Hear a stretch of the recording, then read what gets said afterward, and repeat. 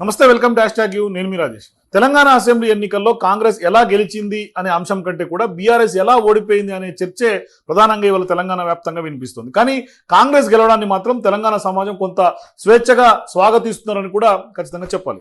So ఇక కాంగ్రెస్ అధికారంలోకి రావడానికి ప్రధాన భూమిక పోషించినటువంటి అనేక అంశాలు ఉండగా అందులో 6 గ్యారంటీలు ఒక అంశం అయితే, అంతర్గత కుమ్ములాటలు బయటికి రాకుండా ప్రజల్లో కొంత అందరూ కలిసికట్టుగా ఉన్నారు అని భరోసా కల్పించడం ద్వారా కూడా కొంత కాంగ్రెస్ గెలిచింది. ఇదొక మరో అంశంగా కూడా ఖచ్చితంగా చెప్పాలి.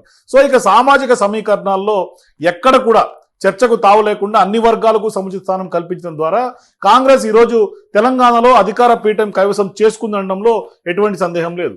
సో ఇక అధికారంలోకి వచ్చినటువంటి కాంగ్రెస్ పార్టీ పథకాల విషయంలో కొంత ఆ గ్యారంటీలను అమలు దిశగా వెళ్తున్నప్పటికీ పదవుల కేటాయింపులో మాత్రం ఒక వర్గానికే అధిక ప్రాధాన్యత ఇస్తూ రావడం కొంత తెలంగాణ సమాజంలో కాంగ్రెస్ పార్టీ పైన కొంత మరో చర్చకు తెరలేపుతున్నటువంటి పరిస్థితులు కొంత ఉత్పన్నమవుతున్నాయి. సో ఇక ఈ మధ్య కాలంలో ప్రకటించినటువంటి అనేక పదవులు ప్రభుత్వంలో ఏదైతే టీఎస్పీఎస్సీ చైర్మన్ అయినా, లేదంటే ఇంటెలిజెన్స్ చీఫ్ కానీ, ప్రెస్ కౌన్సిల్ చైర్మన్ కానీ, ఇక హైకోర్టు అడ్వకేట్ జనరల్ కానీ, అడిషనల్ హైకోర్టు అడ్వకేట్ జనరల్ కానీ, ప్లానింగ్ కమిషన్ వైస్ చైర్మన్ కానీ, ముఖ్యమంత్రి చీఫ్ పిఆర్ఓగా ఉన్నటువంటి ఆ పదవైనా, లేదంటే డిఎస్పీల పోస్టింగ్ల విషయమైనా, ఇట్లా అనేక పదవులన్నీ కూడా ఒకే సామాజిక వర్గానికి చెందినటువంటి వారికే గత ప్రభుత్వంలో కీలకంగా పనిచేసినటువంటి వారికి కూడా మళ్ళీ కీలక స్థానాలు ఇవ్వడం ద్వారా ఒక రెడ్డి సామాజిక వర్గానికి ఇన్ని పదవులు కేటాయిస్తారనే చర్చ ప్రధానంగా తెలంగాణ వ్యాప్తంగా కూడా కాంగ్రెస్ పార్టీ వైపు కొంత అనుమానంగా చూస్తారు. ఆ ఆరోపణలు కూడా కొంత వెల్లువెత్తున్నటువంటి పరిస్థితి ఉంది. ఇక్కడే మళ్ళీ సామాజిక వర్గాల చర్చ తెర మీదకి వచ్చింది తెలంగాణలో అని చెప్పాలి. ఇక అన్ని వర్గాలు కూడా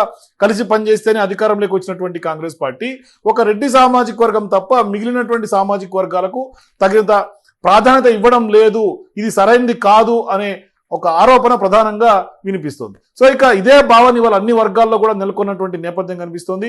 ఇక్కడే అసలు చర్చ కూడా మొదలైందని చెప్పాలి. సో ఇక పదవులు కేటాయింపు విషయంలోనే పరిస్థితి ఈ విధంగా ఉంటే మరి రాబోయే పార్లమెంట్ ఎన్నికల్లో ఎస్సీ ఎస్టీలకు ఎలాగో రిజర్వ్ స్థానాలు ఉంటాయి కాబట్టి బీసీలకు ఓసీలకు ఎలాంటి ప్రాధాన్యత ఇస్తారనే చర్చ ఇవాళ ప్రధానంగా తెలంగాణ సమాజంలో కొంత ఊపందుకున్నటువంటి నేపథ్యం. మరీ ముఖ్యంగా తెలుగుదేశం ఆవిర్భావం నుండి కూడా ఆ పార్టీతో ట్రావెల్ అవుతూ వస్తున్నటువంటి కమ్మ సామాజిక వర్గం ఈ అసెంబ్లీ ఎన్నికల్లో టీడీపీ పోటీ నుండి కూడా కొంత తెలంగాణలో తప్పుకోవడంతో పాటు చంద్రబాబు అరెస్ట్ అయినటువంటి జరిగినటువంటి పరిణామాల నేపథ్యం దృష్ట్యా మెజారిటీ టీడీపీ ఓట్ బ్యాంక్ కూడా కొంత కాంగ్రెస్ వైపు మళ్లింది అని చెప్పడంలో ఎటువంటి సందేహం లేదని కూడా చెప్పాలి.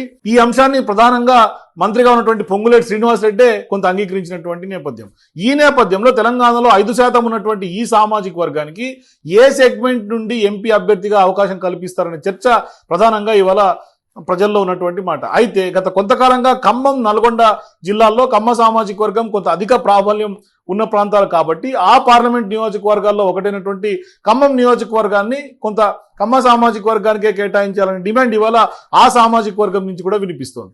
ఇక్కడ సీటు ఆశిస్తున్నటువంటి వారు చూసుకుంటే కాంగ్రెస్ పార్టీలో సీనియర్ నేత, గత 30 ఏళ్లుగా యూత్ కాంగ్రెస్ నుండి టీపీసీ వర్కింగ్ ప్రెసిడెంట్తో పాటుగా అన్ని పదవులు పార్టీ పరంగా కొంత అండగా ఉంటూ నిన్న మొన్నటి వరకు గుజరాత్, కర్ణాటక ఎన్నికల పరిశీలకులుగా ఉన్నటువంటి జట్టి కుసుమ కుమార్ పేరు మొదటి వరుసలో వినిపిస్తోంది. ఇక ప్రముఖ పారిశ్రామికవేత్త వంకాయలపాటి రాజా కూడా ఇదే వరుసలో ఉన్నారు. అయితే ఈ స్థానాన్ని ఆశిస్తున్నటువంటి వారిలో మంత్రి పొంగులేటి శ్రీనివాసరెడ్డి సోదరుడు ప్రసాద్ రెడ్డి కూడా ఉండటం ఇప్పుడు ఖమ్మం మాత్రమే కొంత కాకరేపుతోంది తెలంగాణ రాజకీయాల్లో కమ్మ సామాజిక వర్గం విషయంలో అని కూడా ఖచ్చితంగా చెప్పాలి.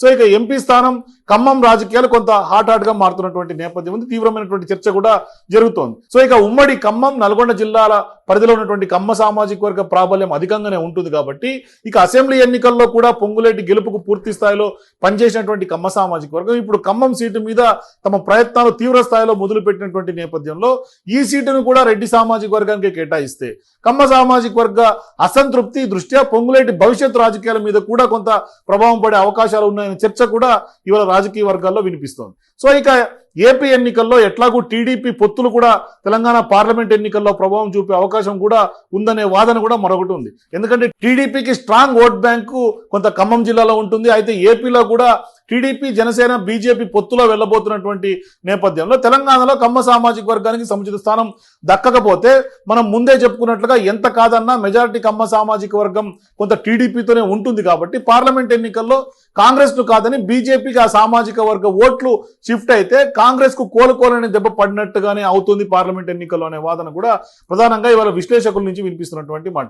అది కొద్ది రోజుల్లోనే తెలంగాణ పార్లమెంట్ ఎన్నికలు వస్తుండటంతో అధికార కాంగ్రెస్ సామాజిక సమీకరణల అంశం అంశంలో ఇలాంటి పరిణామాల దృష్ట్యా ఎటువంటి నిర్ణయం తీసుకుంటుందో కూడా కొంత వెయిట్ చేసి చూడాలి. మొత్తం మీద ఒకవేళ ఖమ్మం పార్లమెంట్ కనుక కమ్మ సామాజిక వర్గాన్ని కేటాయించకపోతే ఖచ్చితంగా ఆ ఓట్ బ్యాంక్ ఇతర పార్టీలకు కూడా షిఫ్ట్ అయ్యే అవకాశాలు కూడా ఉందనే వాదన ప్రధానంగా వినిపిస్తుంది. మొత్తం మీద కొంత కమ్మ సామాజిక వర్గాన్ని కాంగ్రెస్ పార్టీ కడుపులో పెట్టి చూసుకుంటుందా, లేదంటే ఆ ఓట్ బ్యాంక్ పక్క పార్టీకి పంపించేస్తుందో అది కాంగ్రెస్ పార్టీ నిర్ణయం మీద ఆధారపడి ఉంటుంది. For more days please watch #.